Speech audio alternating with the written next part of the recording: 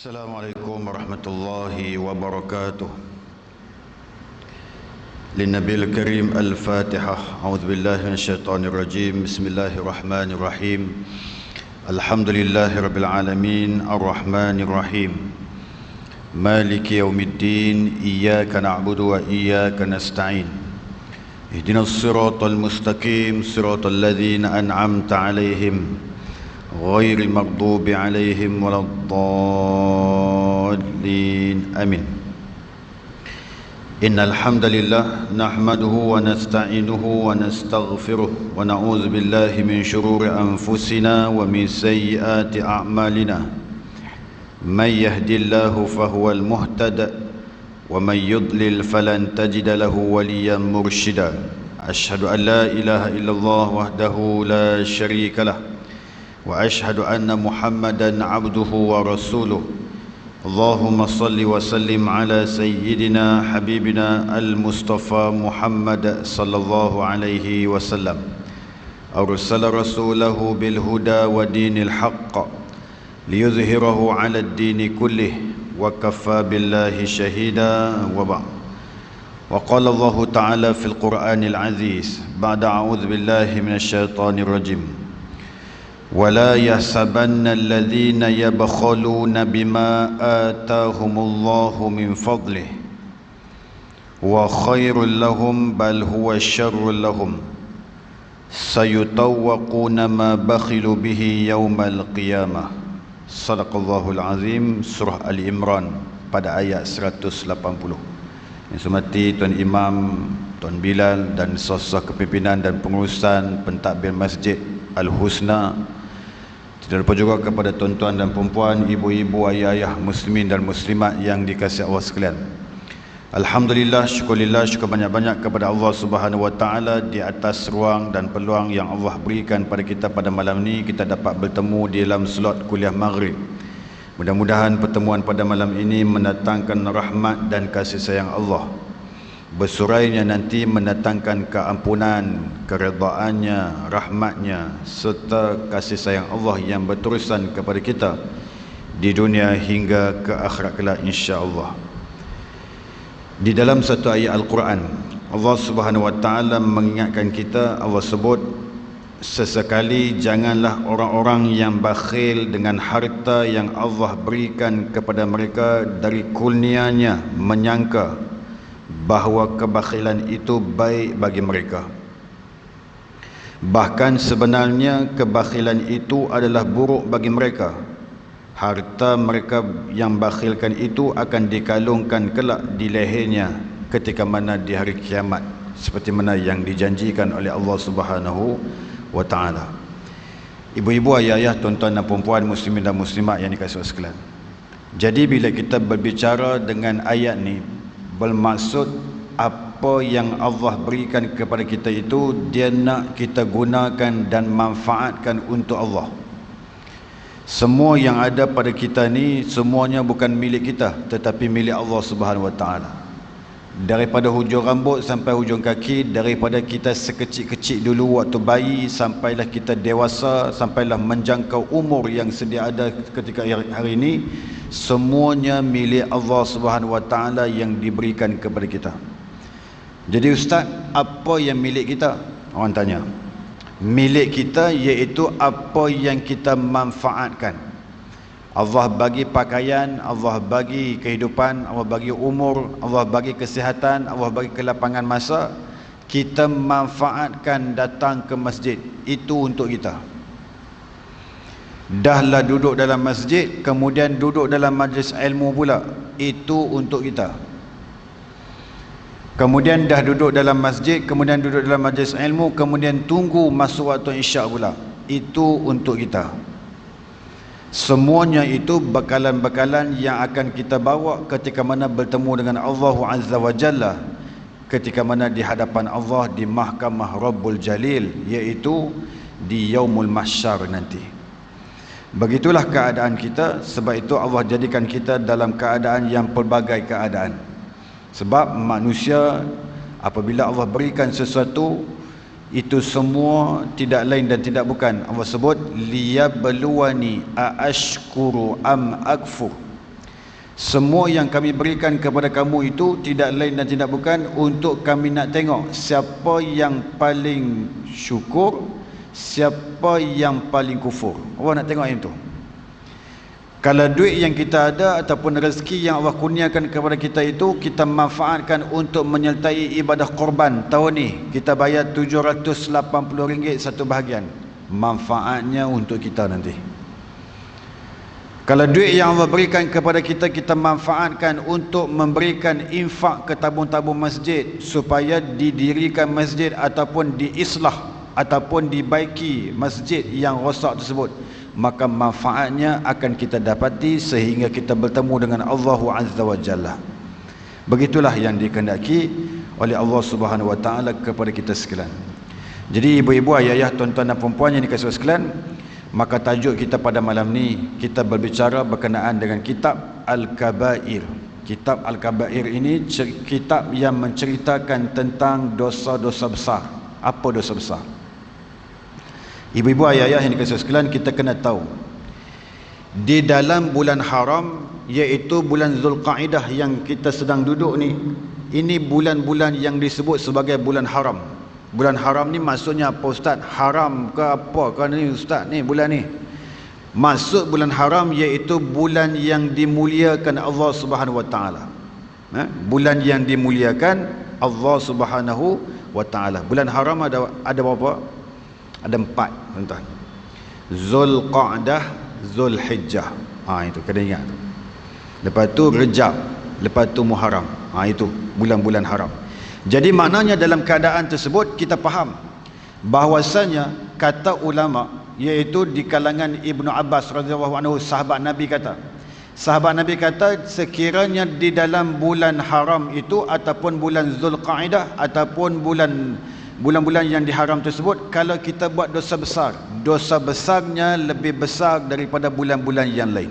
Nak sebut kata bulan Zulqa'dah ni adalah bulan yang sangat dimuliai oleh Allah Subhanahu wa taala, sehingga kalau manusia buat satu dosa besar dalam bulan Zulqa'dah ni, maka dia lebih besar dosanya itu daripada bulan-bulan yang lain. Beritahu yang tu. Sebab itu di dalam bulan Zulqa'dah ni kita perlu memperbanyakkan bersihkan hati kita. Bersih hati dengan apa, Ustaz? Bersihkan hati daripada sifat-sifat mazmumah yang bersarang di dalam hati manusia. Bersihkan dia. Begitu. InsyaAllah tuan-tuan, malam ni kita sambung pengajian kitab kita, kitab Al-Kabair. Malam ni kita sambung pada beberapa bulan yang lalu. Tu tuan-tuan, sebut tu, beberapa bulan yang lalu. Setelah beberapa bulan yang lalu tak hadir, bulan ni baru hadir, tuan-tuan. So pada malam ni kita akan berbicara satu dosa besar, iaitu tidak membayar zakat. Apa dosa dia? Apa cerita ni orang yang tak bayar zakat ni? Apa cerita? Apa binasanya? Apa akibatnya? Apa kemarahan Allah kepada orang yang berbuat sedemikian? Mari kita tengok. Disebut oleh Allah Subhanahu wa taala di dalam ayat yang saya bacakan di awal-awal mula mukadimah tadi. Setelah kita berbicara berkenaan dengan tersebut, dan kecelakaan yang besarlah bagi orang-orang yang mempersekutukannya, iaitu orang-orang yang tidak menunaikan zakat, kata Allah Subhanahu wa taala dalam surah Fussilat pada ayat 6 dan yang ke-7. Jadi maknanya orang yang tidak mengeluarkan zakat, maka dia adalah besar kecelakaannya di sisi Allah SWT. Maknanya Allah marah sungguh-sungguh kepada orang yang tak keluarkan zakat. Zakat ni apa, tuan-tuan? Zakat ni benda-benda yang menjadi keuntungan kita itu untuk dikongsikan kepada orang yang lain. Maksudnya macam tu. Zakat, keluar zakat. Zakat apa, Ustaz? Zakat emas, zakat padi, zakat pendapatan, zakat harta kita. Manfaatkan ke jalan Allah Subhanahu wa taala. Begitu. Dan orang-orang yang menyimpan emas dan perak dan tidak menafkahkannya pada jalan Allah, maka beritahulah kepada mereka bahawa mereka akan mendapat siksa yang pedih pada hari yang dipanaskan emas perak itu di dalam neraka Jahannam, lalu disetrikakan pada dahi mereka, lambung dan punggung mereka, lalu dikatakan kepada mereka, inilah harta bendamu yang kamu simpan untuk dirimu sendiri, maka rasakanlah sekarang akibat dari apa yang kamu simpan dahulu. Jadi maknanya mah yang kita simpan tersebut tuan-tuan, keluar zakat. Simpan tak pakai, seronok simpan. Sebab itu dituntut kepada kita sekalian untuk mengeluarkan zakat. Keluar zakat, pergi timbang kemudian kira, ataupun pergi ke lembaga zakat Selangor, suruh dia kira dan kita bayar zakat dan kita keluarkan zakat. Selesai masalah. Itu je Islam. Agama Islam ni tuan-tuan, kalau kita boleh ikut, kita boleh follow, selamat kita. Sebab itu zakat ini adalah salah satu rukun daripada rukun-rukun Islam yang akan menjadikan kita itu manusia yang hidup seperti mana kehendak yang dikehendaki oleh agama Islam. Sebab tu keluar zakat. Sembahyangnya, puasanya, zakatnya, ibadah hajinya, Masya Allah, semuanya itu nak menyelamatkan kita. Semuanya itu bukan kezaliman untuk menzalimi kita, bahkan semuanya itu untuk nak menyelamatkan kita. Sebab itu baginda Nabi SAW kata apa? Tuba liman hudiyal Islam wa kafafan wa qani'ah. Nabi kata sangat beruntunglah orang yang beragama Islam, bahkan dicukupkan rezekinya, dan Allah SWT akan jadikan perasaan di dalam hatinya, perasaan merasai cukup dengan apa yang ada. Islam, itu Islam. Sebab itu baginda Nabi SAW jaga sungguh-sungguh benda-benda yang macam ni. Kata Nabi SAW bersabda, tidak ada pemilik emas dan perak yang tidak mengeluarkan zakatnya, kecuali pada hari kiamat nanti akan dibentangkan baginya papan-papan dari api, lalu ia ditelentangkan di atasnya di neraka Jahannam. Maka dia akan dipanggang dengan itu pada dahi dan punggungnya. Setiap kali dingin, papan itu akan dipanaskan lagi untuknya satu hari. Setiap kali dingin, papan itu akan dipanaskan lagi untuknya satu hari di sana sama dengan 50,000 tahun. Begitu sampai Allah SWT menghakimi manusia seluruhnya, dan dia pun tahu ke mana jalan yang akan ditempuhnya. Masya Allah. Jadi maknanya bimbang. Kita tak nak susah di sana tuan-tuan, tak nak susah di sana. Sebab itu kita mau selesai benda-benda yang macam ni, benda-benda yang kita hidup di dunia ni, jangan sampai menyusahkan diri kita di sana. Manusia yang bijak, dia akan jadikan segala apa yang dia hidup di dunia ni untuk kesenangannya di akhirat kelak. Manusia yang bijak. Nabi kata al-kayyisu man dana nafsahu wa amila lima ba'dal maut. Nabi kata, maksudnya apa? Orang yang paling cerdik, kata Nabi SAW, iaitu manusia yang memikirkan apa yang nak dibawa setelah kematiannya. Dia nak bawa apa? Nak bertemu dengan Allah Subhanahu Wa Taala. Takkan dia nak bawa rekod untuk tidak mengeluarkan zakat untuk nak bertemu dengan Allah Subhanahu Wa Taala. Takkan dia nak bawa rekod untuk dalam kehidupannya dia tak semayang untuk dipersembahkan kepada Allah Subhanahu Wa Taala. Takkan dia nak bawa rekod di dalam kehidupannya seharian selalu gagal di dalam pelaksanaan menunaikan zakat terhadap Allah Subhanahu Wa Taala untuk dibentangkan kepada Allah. Itu bukan orang yang cerdik namanya. Orang yang tidak cerdik disebut oleh Nabi SAW, wal ajiz man atba'a nafsahu hawaha wa tamanna 'ala Allah. Nabi kata orang yang lemah, orang yang tak cerdik, orang yang tak tahu apa, iaitu manusia yang selalu mengikut kehendak hawa nafsunya dan banyak berangan-angan dia kepada Allah Subhanahu Wa Taala. Ini manusia yang lemah. Maka kita kena jadi orang yang cerdik, memikirkan kehidupan kita yang kekal abadi ketika mana bertemu dengan Allah Azza wa Jalla di akhirat kelak, insya-Allah. Ibu-ibu, ayah-ayah, tuan-tuan dan puan-puan yang dikasihi sekalian,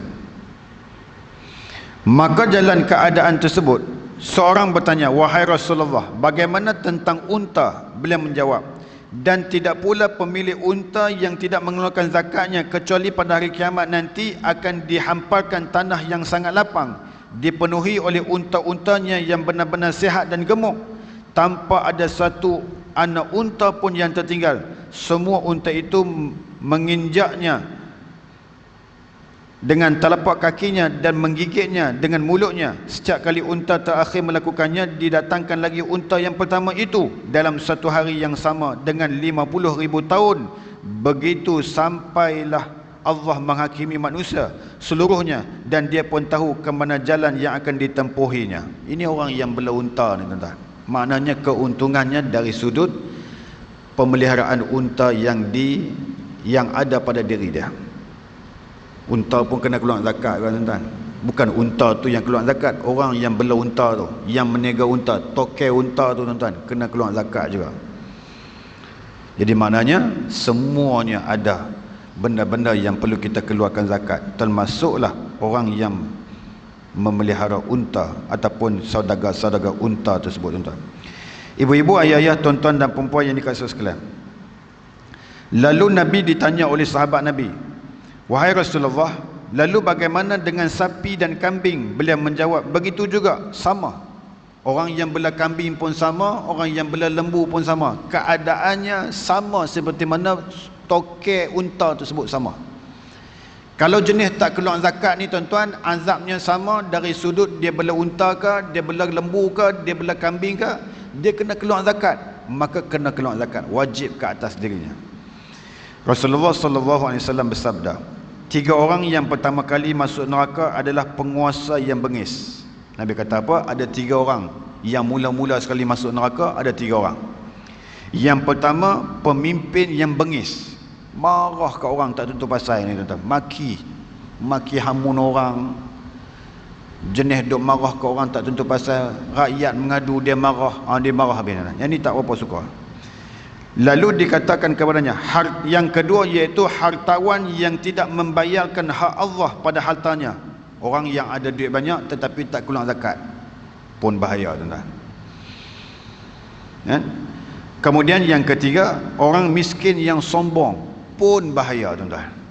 Jadi maknanya 3 orang ni akan dihumban ke dalam neraka Allah SWT terlebih awal daripada orang-orang yang lain. Pemimpin yang bengis, kemudian orang yang ada harta tak mengeluarkan zakat, orang yang bakhil, orang yang dalam keadaan miskin, lepas tu sombong pula kepada Allah Subhanahu Wa Taala. Ini bimbang tuan-tuan. Sebab itu Nabi SAW ajak satu doa ke kita tuan-tuan. Nabi ajak doa.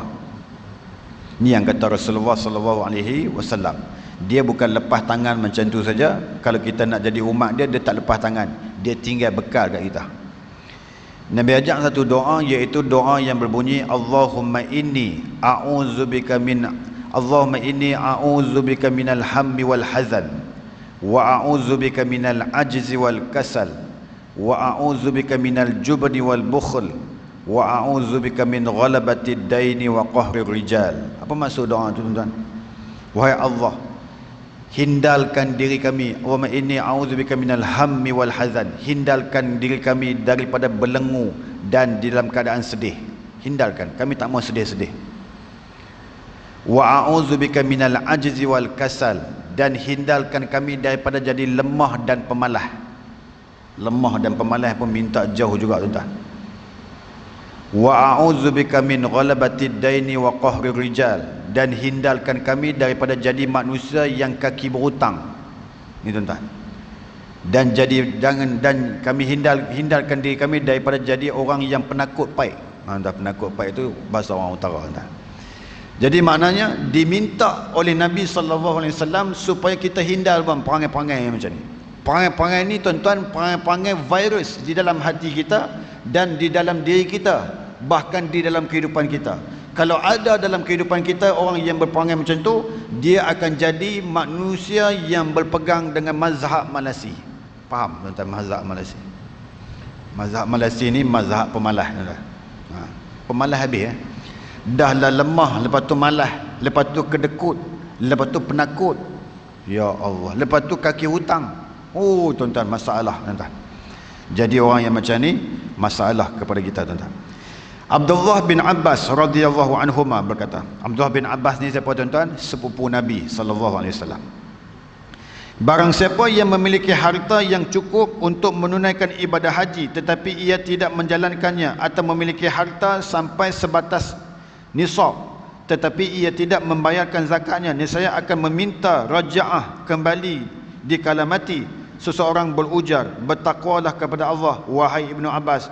Hanya saja orang-orang kafir sajalah yang meminta raja'ah. Ibnu Abbas pun menjawab, akan kubacakan satu ayat yang artinya, dan belanjakanlah sebahagian daripada apa yang telah kami berikan kepadamu sebelum datang kematian kepada salah seorang di antara kamu. Lalu ia berkata, ya Rabb, mengapa engkau tidak menangguhkan kematianku sampai waktu yang dekat, yang menyebabkan aku dapat bersedekah dan memasuki orang-orang yang soleh. Ini tuan-tuan. Punca manusia tu nak jadi orang yang soleh sebab apa tuan-tuan? Sebab rajin keluarkan zakat. Manusia mana pun tuan-tuan, kalau hidup dia selalu mengeluarkan zakat dan selalu banyak mengeluarkan hartanya untuk diinfak ke jalan Allah, dia akan selamat di dunia, bahkan akan selamat di akhirat kelak. Apa maksud Ustaz? Maksudnya di saat sakaratul maut, Allah Subhanahu wa taala buka hijab kepada dia. Buka hijab. Saat sakaratul maut, Allah buka hijab, lalu kita akan nampak sama ada kita jadi orang yang bahagia ataupun orang yang akan ditimpa musibah di saat kematian. Lalu Allah sebut di dalam surah Al-Munafiqun, Allah kata apa? Laula akhartani ila ajalin qarib fa asaddaqa wa akum minas salihin. Allah kata apa? Kalau boleh wahai Allah, tangguhkan kematian aku. Siapa cakap? Orang yang bakhil, orang yang tak keluar zakat, orang yang hidupnya tak keluarkan wang ringgitnya untuk diinfak ke jalan Allah, tidak berzakat, tidak mengeluarkan zakat, dia akan menyesal di saat kematian dia. Waktu Allah buka hijab tu, dia nampak kemusnahan yang akan menanti dia setelah dia meninggal dunia. Lalu dia kata dekat Allah, wahai Allah, boleh tak tangguh kematian aku ni seketika? Aku nak sedekah. Tolong tangguh Ustaz, aku nak sedekah sikit je. Sebab apa nak sedekah? Kalau aku sedekah, aku akan dilevelkan bersama-sama dengan orang yang soleh. Sekarang ni aku duk nampak aku akan dibinasakan oleh engkau. Oh, dia nampak lah. Lalu Allah kata apa? Sudah tidak ada masa untuk kamu dikembalikan lagi. Habis. Sebab itu baginda Nabi SAW ajar isterinya. Nabi kata apa?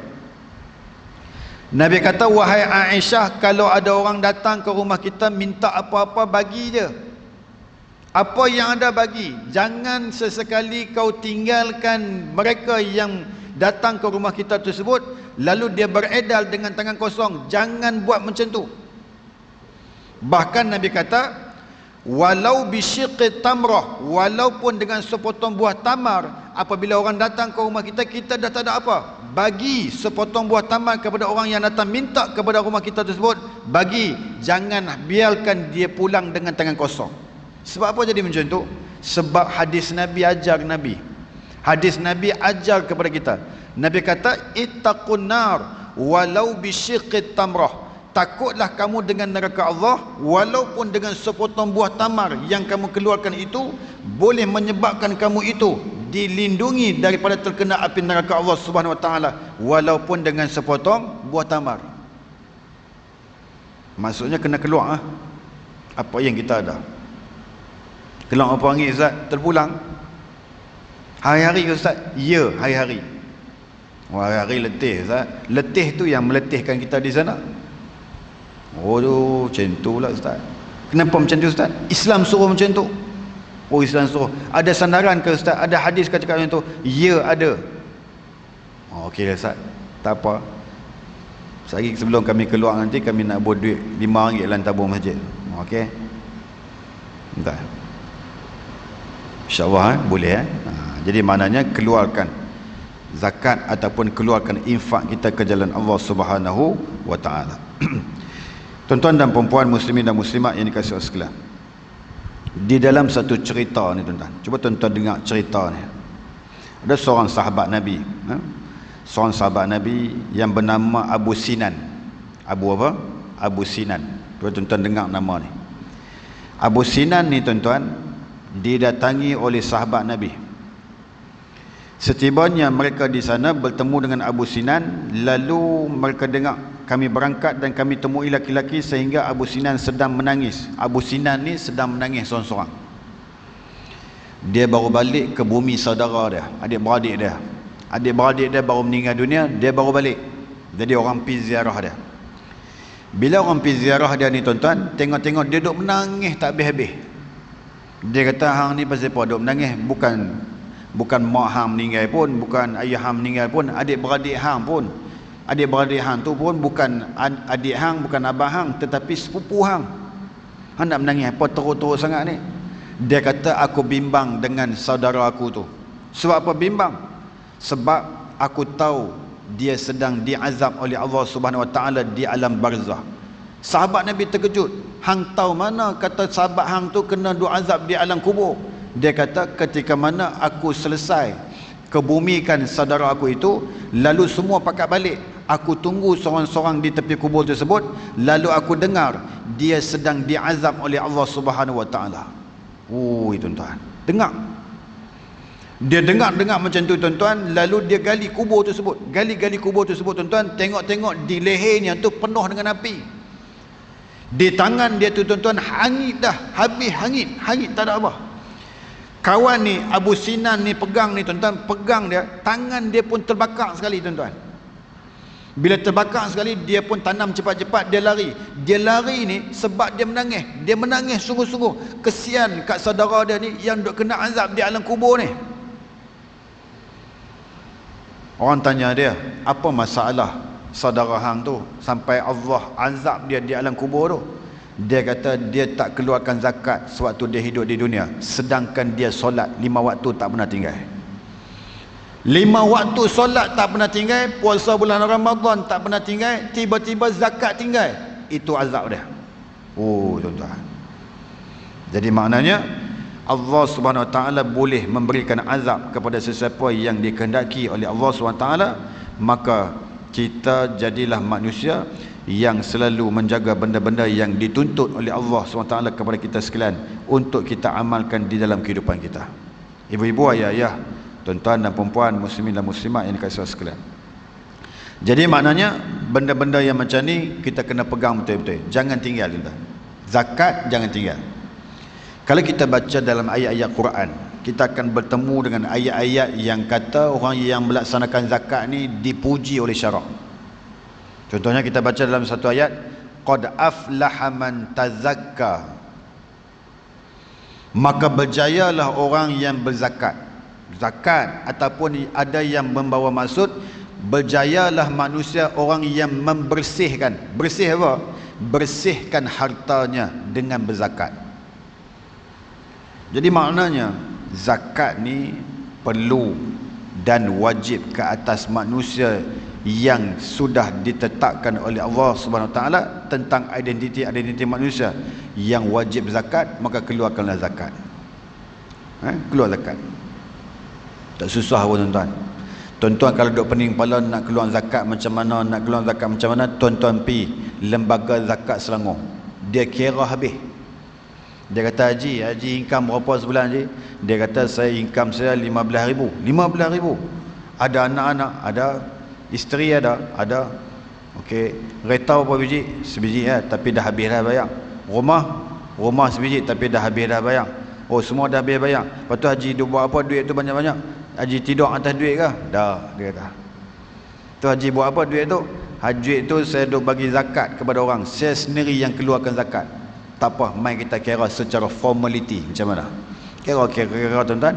Dia kata haji kena keluar zakat setiap bulan ni lebih kurang dia sebut kat situ RM300, dia kata. 300 senang dia kata. Aku dah bayar ke orang, aku dah sedekah ke orang lah ni pun dah 500 600 dah. So tiba-tiba kata 300. Small matter, dia kata. Jadi maknanya apa? Nak jadi formality ataupun formulatornya, tuan-tuan pergi ke pejabat zakat, dia kira sendiri. Bila dia kira selesai, nak lebih bagus tuan-tuan, potong terus daripada gaji yang kita dah dapat tu, potong terus masuk di dalam lembaga zakat Selangor. Selesai masalah. Potong secara automatik, setiap bulan potong, setiap bulan potong, setiap bulan potong. Potong sebab apa ustaz? Zakat ni sebab apa kena potong ustaz? Manalah tahu di dalam pekerjaan kita itu kita ada culas. Kita ada buat benda-benda yang mengganggu gugat terhadap rezeki yang kita nak dapat tu tuan-tuan, tiba-tiba kita pergi kod lain. Sepatutnya kerja waktu tu kita kena kerja, kita kena pergi mesyuarat, tapi kita tak pergi mesyuarat. Kita dah lah tak pergi mesyuarat, duduk dalam pejabat, lena sorang-sorang, kunci pintu tuan-tuan, lena tu tuan-tuan, duit haram. Nak bersihkan benda macam tu tuan-tuan, keluarkan zakat. Maka yang tadi yang kita buat tadi tuan-tuan, dimaafi dengan benda yang kita keluar ke jalan Allah Subhanahu Wa Taala, supaya bersihkan balik pendapatan gaji kita tersebut tuan-tuan. Maksudnya macam tu. Kod ada, rasa-rasa ada tuan-tuan, ada. Mana boleh kod dah tuan-tuan, tak ada kod dah. Sepatutnya pukul 8 pagi itu mai kerja, dia mai pukul 9. Sejam. Buat apa sejam? Sejam tu duduk di rumah tuan-tuan. Bayar balik di atas sejam tersebut tuan-tuan, keluarkan zakat. Maka bersihkan gaji kita disebabkan dengan perangai-perangai kita yang kita hiasi di dalam pekerjaan kita tersebut, supaya clear balik. Itu maksudnya. Sebab itu ibu-ibu ayah sekalian, digalakkan kita, bahkan menjadi wajib kepada kita bagi yang sampai tahap untuk wajib ke atas dirinya untuk mengeluarkan zakat. Sebab itu tuan-tuan, bagi yang layak mengeluarkan zakat, keluarkan zakat. Jangan simpan dan jangan rasa itu benda yang baik kita duk simpan tuan-tuan. Jangan duk rasa baik. Kan kita baca ayat Quran tadi, rasa baik bagi kita, tetapi bal huwa syarrul lahum, bahkan buruk bagi kita sebab kita tak keluar. Kita kata benda tu baik sebab kita tak keluar zakat. Oi, banyak duit duk ada dalam akaun ni, seronok ah. Kita rasa baik. Quran kata bal huwa syarrul lahum, nanti itu tak baik bagi hang. Sedangkan hang rasa benda tu baik, tetapi Allah kata benda tu tak baik. Apa jadi? Sayutawaquna ma bakhilu bihi yaumal qiyamah, nanti akan dihimpun semua benda-benda yang hang duk simpan, yang hang duk sayang, semua tu akan diikat di leher hang nanti ketika mana yaumul qiyamah, penuh dengan api. Waktu tu hang baru tahu siksaan Allah ketika mana di yaumul qiyamah. Kita tak mau macam tu tuan-tuan. Kita mau kita ni selamat di dunia, selamat di akhirat kelak, bahkan kita bahagia sampai ke syurga Allah Subhanahu Wa Taala. Jadi ibu-ibu, ayah-ayah, tuan-tuan dan puan-puan yang dikasihi sekalian, itu saja tajuk kita pada malam ini yang berbicara berkenaan dengan dosa-dosa besar di dalam tajuk dosa meninggalkan zakat. Itu tuan. Jadi apa yang boleh kita ambil pengajaran pada malam ini? Yang pertama, zakat adalah satu rukun daripada rukun-rukun Islam yang wajib dikeluarkan bagi manusia yang sampai ke satu tahap istita'ah, iaitu manusia yang wajib untuk mengeluarkan zakat. Satu. Yang kedua, agama Islam telah menggaris pandu kepada kita bahwasanya harta-harta yang kita miliki itu bukannya milik kita mutlak, tetapi ada hak kepada orang yang lain. Maka keluarkan zakat itu adalah salah satu saluran untuk memberi dan memberi manfaat kepada orang-orang lain yang memerlukannya. Dua. Yang ketiga yang boleh kita ambil pengajaran, hargailah nikmat Islam dan nikmat yang Allah kurniakan kepada kita dari dulu sampai sekarang. Hargailah nikmat tersebut dengan memanfaatkan ke jalan Allah Subhanahu Wa Taala. Dan yang keempat yang boleh kita ambil pengajaran, syukur di atas apa yang kita ada dengan memanfaatkan dengan apa yang kita ada kepada orang yang tidak ada apa-apa. Okay? Wallahu ta'ala alam. Saya rasa itu saja pada malam ni yang boleh saya kongsikan. Jom kita baca doa, kemudian kita tutup majlis kita dengan tasbih kifarah dan suratul Asr. A'udzubillahi minasyaitonirrajim. Bismillahirrahmanirrahim. Alhamdulillahirabbil alamin, wassalatu wassalamu ala asyrafil anbiya'i wal mursalin wa ala alihi wa sahbihi ajmain. Ya awwalal awwalin wa ya akhiral akhirin wa ya dzal quwwatal matin wa ya rahimal masakin wa ya arhamar rahimin. Ya Allah, ya Tuhan kami, di malam yang penuh keberkatan ini wahai Allah, kami berada di dalam Masjid Al-Husna. Mudah-mudahan Kau jadikanlah pertemuan kami pada malam ini pertemuan yang mengundang rahmat dan kasih sayang-Mu, dan bersurainya kami selepas ini persuraian yang mendatangkan keampunan serta keberkatan daripadamu buat kami sekeluarga, wahai Allah. Ya Allah, ya Tuhan kami, panjangkan umur kami, di dalamnya ada ketaatan dan keberkatan daripadamu. Permudahkanlah urusan dunia dan akhirat kami, wahai Allah. Ya Allah, ya Tuhan kami, jadikan kami hamba-hambamu yang senantiasa mentaatimu, dan jauhkan kami daripada menjadi hamba-hambamu yang lalai daripada mengingatimu, wahai Allah. Ya Allah, ya Tuhan kami, panjangkan umur kami, di dalamnya ada ketaatan dan keberkatan daripadamu, wahai Allah. Permudahkanlah urusan dunia dan akhirat kami, wahai Allah. Ya Allah, ya Tuhan kami, jadikanlah pertemuan kami pada malam ini menjadi asbab kepada ibu dan ayah kami yang telah meninggal dunia, dijadikan kubur ibu dan ayah kami satu taman daripada taman-taman syurgamu, wahai Allah. Dan jangan sesekali kau jadikan kubur ibu dan ayah kami satu lubang daripada lubang-lubang api neraka-Mu, ya Rahman. Ya Allah, ya Tuhan kami, selamatkan kami pada setiap waktu dan ketika, tidak kira di mana jua kami berada. Juga kami pohonkan kepadamu, wahai Allah, selamatkanlah negara kami yang tercinta ini, wahai Allah, dari segala ancaman dan mara bahaya, dari segala kekacauan dan huru-hara, agar kami dapat hidup dalam aman dan sejahtera. Allahumma ja'al jam'ana hadza jam'an marhuma wa tafarruqna min ba'dihi tafarruqan ma'suma. Allahumma rabbana atina fid dunya hasanah wa fil akhirati hasanatan wa qina adzabannar. Sallallahu ala sayyidina Muhammad wa ala alihi wa sahbihi wa baraka wasallam. Walhamdulillahi rabbil alamin. Kita tutup majlis kita dengan tasbih kifarah dan suratul As. Subhanakallahumma bihamdik, asyhadu an la ilaha illa anta, astaghfiruka wa atubu ilaik. Bismillahirrahmanirrahim. Wal 'asri innal insana lafi khusr illa alladhina amanu wa 'amilus salihat wa tawasaw bil haqqi wa tawasaw bis sabr. Wahadza wabillahi taufiq wal hidayah. Wassalamualaikum warahmatullahi wabarakatuh. Terima kasih semua.